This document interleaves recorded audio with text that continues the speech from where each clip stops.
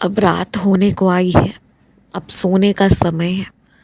अब शायद तुम जिसके फ़ोन का इंतज़ार कर रहे हो वो व्यक्ति भी सोने चला गया हो और वो शायद अब आज नहीं कल तुम्हें फ़ोन करे।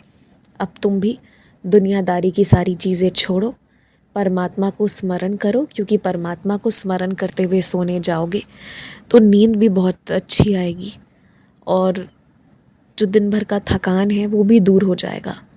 और जब अगली सुबह उठोगे तो ताजगी के साथ उठोगे।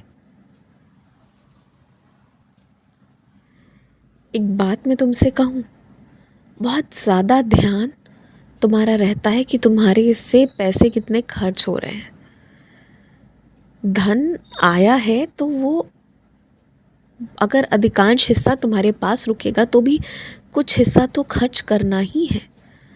और तुम जिसे खर्च के रूप से देख रहे हो उसमें से कुछ चीज़ें तुम्हें सुख दे रही है। वो धन तुम्हें सुख प्रदान कर रहा है, तुम्हें तुम्हारी मंजिल तक पहुंचा रहा है, तुम्हारे जीवन को व्यतीत करने में सहायता कर रहा है। तो हर एक खर्च परेशानी नहीं है, आवश्यकता है, आराम है तुम्हारी। तो हर एक बार जब तुम पैसा खर्च करते हो तो ये जो तुम्हारी आदत हो गई है मन में कोसना या हिसाब करना या चिंतित रहना, ये गलत बात है। अपने खुद के आराम के लिए या अपने खुद के कार्य को पूरा करने के लिए जो तुम कर रहे हो वो तो अच्छी बात है ना। और सौभाग्य की बात तो ये है कि तुम्हारे पास क्षमता है कि तुम कर पा रहे हो, कृपा है तुम्हारे पास कि तुम्हारे पैसे कहीं ना कहीं से तुम्हें मिल जा रहे हैं कि तुम अपने सारे काम कर पाओ। तो जब ये सब कुछ है तो फिर ये कौन सी आदत लग रही है तुम्हारी, बेफिजूल की तनाव लेने की आदत? अब इसे अभी से बंद कर दो। इतना तनाव लोगे तो क्या फ़ायदा है मेरा इतना सब कुछ तुम्हें देने का, इतनी कृपा, इतना रहम नज़र तुम पर लगातार रखने का, तुम्हें तरक्की देने का, फिर मेरा क्या फ़ायदा हो रहा है अगर तुम तनाव ही ले रहे हो? तो तुम तनाव लेते हो, तुम चिंता करते हो तो मुझे बहुत दुख होता है, बहुत ज़्यादा। मुझे ऐसा लगता है कि तुम्हें मेरे होने पर विश्वास नहीं है, जबकि ऐसी कोई बात नहीं है। इसीलिए तुम ना दुखित मत होया करो, तनाव मत लिया करो। तुम खुश रहते हो तो मैं खुश रहता हूँ, इसलिए तुम्हें और किसी के लिए नहीं, मेरे लिए खुश रहना बहुत ज़रूरी है। जब भी कोई इंसान तुम्हें कुछ गलत बोले ना, और अगर तुम्हें लगता है कि तुम्हारे कुछ शब्दों से बोल देने से, मतलब अच्छे ही तरीके से अगर तुम्हारे जवाब दे देने से कुछ हद तक गलत फहमियाँ दूर हो सकती हैं, तो अपनी बात रखो। लेकिन जो बात जब हुई उसके बाद उसे ज़्यादा देर मत सोचो। ज़्यादा सोचने से ही तनाव होता है, वरना बोलने वाला तो बोल गया, वो समय बीतना था वो बीत गया, पर तुम उसे अपने स्मरण में सोच सोच कर रोक लेते हो। वो रुकना नहीं चाहिए।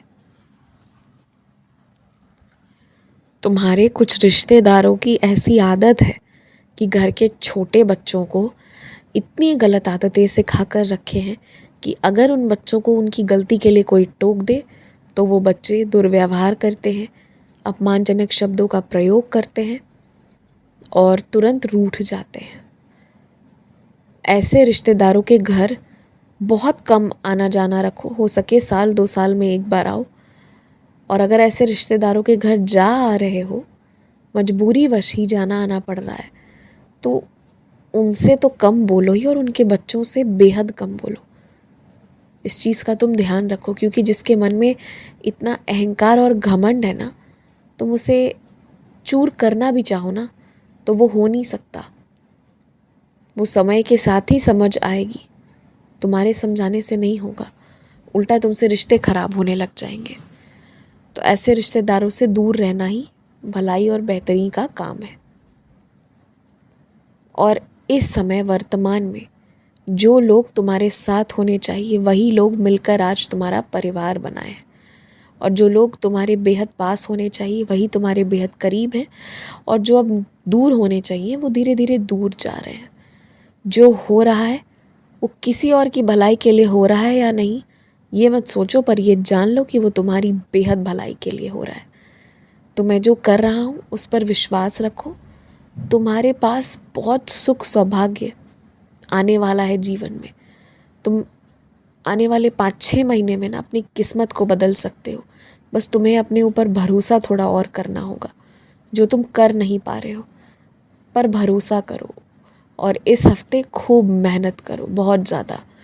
और आधे घंटे के लिए बीच बीच में 3-4 घंटों बाद थोड़ी देर आराम कर लिया करो, या हल्की सी नींद ले ली करो। इससे ये होगा ना कि तुम आगे पूरे दिन का कार्य अच्छे से कर पाओगे। आयुष्मान भव। अब विश्राम करो।